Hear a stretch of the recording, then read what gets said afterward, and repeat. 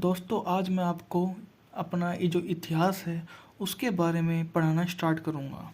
Starting करते हैं पुरापाषाण काल से, जो प्राचीन काल का एक हिस्सा है। सबसे प्राचीन काल है ये। इसमें आग की खोज हुई थी परंतु प्रयोग नहीं किया गया था। हथियार जो थे, इसमें हथियारों में से बडोल आकृति के जो थे ना, इसमें आकार बनाए जाते थे। मैं बात करूँ तो इसमें हमें भीमबेटका की जो मध्य प्रदेश में है, जो विश्व की सबसे प्राचीन जो चित्रकारी है वो देखने को मिल जाती है। ये उसी का ही हिस्सा है। इसके बाद मैं पहले पुरापाषाण काल आया, फिर आया मध्य पाषाण काल। इसमें जो संस्कृति होती थी उसको बोलते थे फलक संस्कृति। इसमें जो हथियार होते थे वे होते थे कुछ छोटे व ब्लेड, मतलब जो हथियार छोटे व ब्लेड के रूप में होते थे। उसके बाद जो है नवपाषाण काल, जो आग का जो प्रयोग था, मतलब खोज हो चुकी थी पहले, मतलब हमने देखा था पुरापाषाण काल में, पर इसमें है जो है ना आग का प्रयोग किया गया, मतलब कुम्हार के चाक का प्रयोग किया गया। और जो पहिए का जो आविष्कार था हमने इसमें ही किया था, मतलब नवपाषाण काल में पहिए का। इसमें कृषि व पशुपालन की शुरुआत की गई। मानव खाद्य पदार्थों का उत्पादक व उपयोग, मतलब उपभोक्ता बना, मतलब वो उनको सेल भी करता था और उनको यूज भी करता था।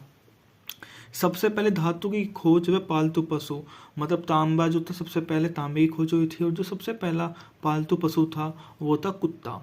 आधुनिक होमो सेपियंस मानव का उद्भव उच्च जो था पुरापाषाण काल में हुआ था।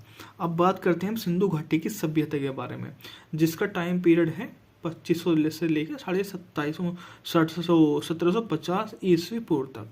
इसके बाद में चलते हैं कि भारत का जो सबसे प्राचीन सभ्यता यही है।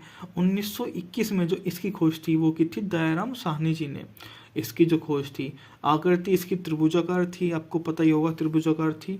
इस सभ्यता का नाम जो है ना हड़प्पा सभ्यता या सिंधु घाटी की सभ्यता, इसको जाना जाता है। मतलब इसको हम सिंधु घाटी की सभ्यता बोल दो या हड़प्पा सभ्यता बोल दो, ये इसी का ही नाम है।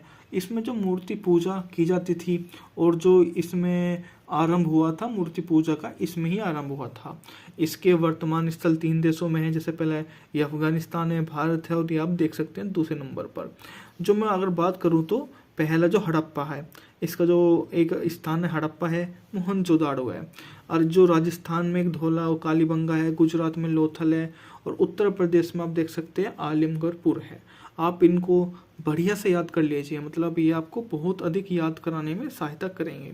अब बात करूँ तो मैं इसकी जो लिपि थी, मतलब उस टाइम लोगों का लिखने का ज्ञान नहीं था, परंतु वे दाएं से बाएं मतलब उल्टा लिखते थे। अब अगर हम लिखते हैं तो बाएं से दाएं लिखते हैं, परंतु उस टाइम के लोग जो होते थे वो दाएं से बाएं, मतलब ये आप देखो दाएं से बाएं लिखते थे। और चित्रात्मक लिपि होती थी, मतलब चित्र बनाते थे लोग। कुछ भी उनकी ऐसी कुछ लैंग्वेज नहीं थी कि जैसे ABC, बट वे वो डायग्राम बनाकर उनको नोटिस करते थे। और जो सबसे अधिक जो चित्र बनाए गए हैं वो मछली के जैसे हैं, मतलब हर चीज़ में भी मछली की जैसी आकृति आपको देखने को मिल जाती है। पशुपालन उनका एक मुख्य रहा। पशु पालते थे परंतु घोड़े का उन्हें ज्ञान नहीं था। सूर जो कोटरा है, घोड़े का जबड़ा मिला है, उससे हमें पता चलता है कि उनको बस वे अपने पास रखते थे। ये लोग बहुत शांति प्रिय थे। लोहे को छोड़कर सभी धातुओं का इनको ज्ञान था, मतलब सभी धातुओं को इनको पता था कि धातु कैसी होती है या क्या होती है। इनकी जो है नगर नियोजन थी, मकान जो इसमें 2 मंजिल मिले हैं, और वे अपने इसमें पक्की ईंटों का प्रयोग करते थे। घरों में पानी के लिए वे कुएं होते थे, मतलब जैसे पानी ना हो तो घरों में पानी रखते थे। इसके बाद में जो उनका व्यापार था वो मुख्य पेशा व्यापार था। विदेशों से व्यापार करते थे। स्थल पर उन्हें बैलगाड़ी के व्यापार करने के जो पदचिन्ह मिले हैं। बैलगाड़ी के पहिए ठोस नहीं तिल्लीदार होते थे, मतलब ठोस नहीं तिल्लीदार बनाते थे। सिंधु घाटी के जो सभ्यता के लोग निम्न सभ्यताओं के साथ व्यापार करते थे। कौन कौन सी? जैसे मिस्र की जो मेसोपोटामिया सभ्यता उससे, बहरीन की सभ्यता से, इराक की सभ्यता से। इसी प्रकार से वे, मतलब उनका पर एक चीज़ याद करने वाली बात है कि हम लोग जो होते थे सिंधु घाटी वाले, मतलब हड़प्पा वाले, वो चीन से कैसा भी व्यापार नहीं करते थे। मतलब उनका किसी प्रकार से भी उनके इससे लेना देना नहीं था। इसी प्रकार से मैं इसका अगला पार्ट में आपको आगे के कुछ बताऊंगा। तब तक के लिए इसको आप याद कर लीजिए। बाय।